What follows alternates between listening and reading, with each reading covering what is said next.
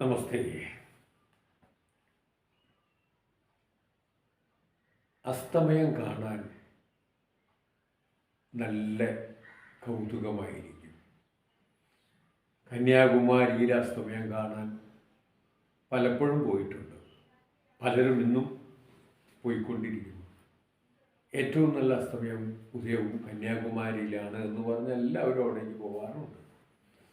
ഞാൻ അധികവും എൻ്റെ കോഴിക്കോട്ടെ കടപ്പുറത്ത് ആ സന്ധ്യയാണ് കാണാറ്. അവിടെ പോയിരുന്ന് ആ അസ്തമയ സൂര്യനെ ചുവന്ന് പഴുത്ത് നിൽക്കുക സമയത്ത് അതിങ്ങനെ കടലിലേക്ക് ഇങ്ങനെ അങ്ങനെ ഇറങ്ങുമ്പോൾ ഒരു മങ്ങിയ പ്രകാശത്തിൽ ആ കടൽക്കരയിൽ കളിക്കുന്ന കുട്ടികൾ, അവരെ നോക്കി നിൽക്കുന്ന രക്ഷിതാക്കൾ,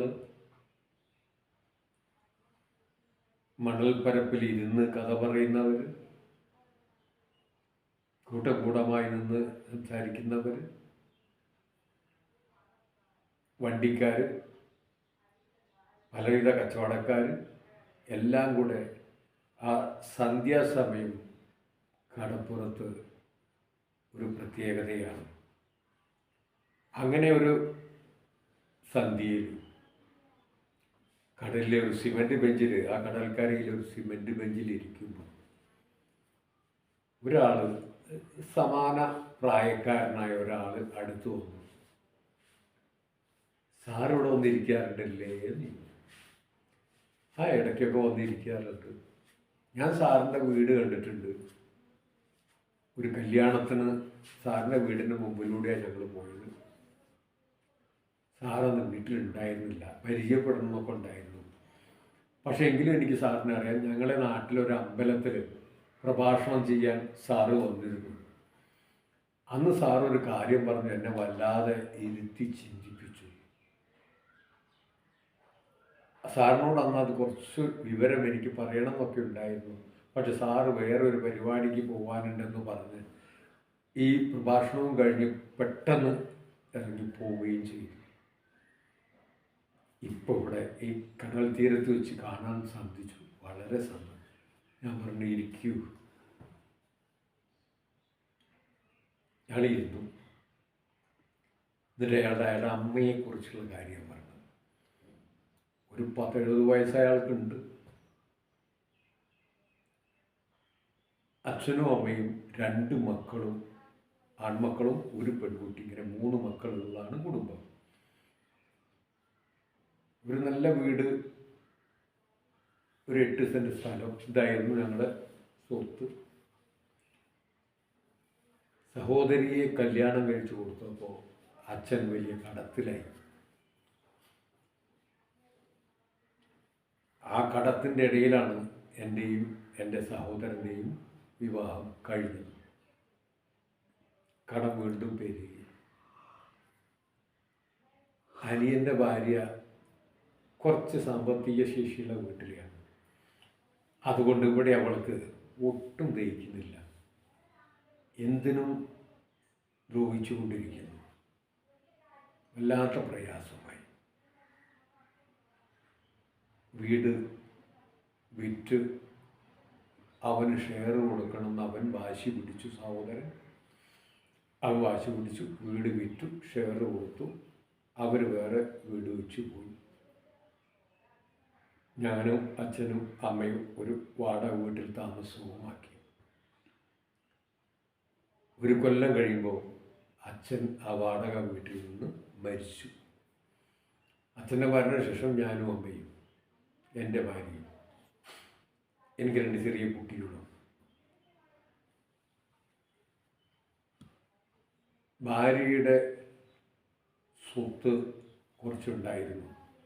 അത് വിറ്റ് ഈ സ്വത്തിൻ്റെ വിറ്റതിൻ്റെ ഷെയറും ചേർത്ത് ഒരു സ്ഥലം ഭാര്യ വീടിൻ്റെ അടുത്ത് ഞങ്ങൾ വാങ്ങി. അവിടെ വീട് പണി നടന്നുകൊണ്ടിരിക്കുക. 2 കൊല്ലമായി പണി ഇങ്ങനെ കുറേശ്ശെ എടുത്തുകൊണ്ടിരിക്കുന്നു. ഏതാണ്ട് വീട് പണി പൂർണ്ണമാകാനായപ്പോൾ അമ്മയ്ക്കും വലിയ സന്തോഷമായി. അച്ഛൻ ഏതായാലും വാടക വീട്ടിൽ നിന്നും മരിച്ചു. അമ്മയെ മരിക്കാൻ ഞങ്ങൾ വാടക വീട്ടിൽ സമ്മതിക്കില്ല. അമ്മ എൻ്റെ കൂടെ വന്നതാണ്. അമ്മയ്ക്കായിട്ടൊരു സ്പെഷ്യൽ മുറി അവിടെ ഉണ്ടാക്കിയിട്ടൊക്കെ ഉള്ളത് അമ്മയെ കൊണ്ടുപോയി കാട്ടിയൊക്കെ കൊടുത്തു. ഇവിടെ വന്നിരുന്ന് ഒരു അസ്വസ്ഥത അമ്മക്ക് തോന്നി. 2 ദിവസം കഴിഞ്ഞപ്പോൾ താമസം ആകുന്നതിൻ്റെ ഒരാഴ്ച മുമ്പ് അമ്മയും മരിച്ചു. ആ വാടക വീട്ടിലിരുന്ന് തന്നെ അമ്മയും മരിച്ചു. ആ ദുഃഖം ഇന്നും വിട്ടുപോയിട്ടില്ല. എല്ലാം ഉണ്ടാക്കി തന്നു അച്ഛനും അമ്മയും.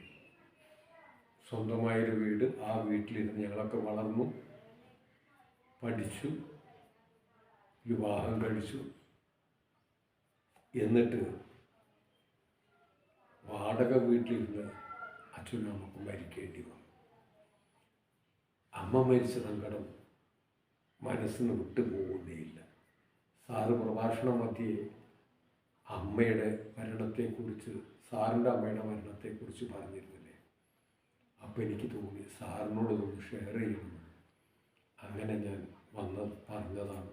വേറെ ഒന്നും തോന്നരുതേ എന്നൊക്കെ അദ്ദേഹം പറഞ്ഞു. അദ്ദേഹം പറഞ്ഞത് വളരെ ശരിയാണ്. മക്കളെ അമ്മമാരെപ്പോഴും അച്ഛനും അമ്മയൊക്കെ ചേർത്ത് പിടിച്ച് തന്നെ വളർത്തും. പക്ഷേ മക്കൾ സ്വന്തം സുഖം തേടി ദൂരേക്ക് പോകും. കിളി ഒരു കൂട് കെട്ടി മുട്ടയിടും.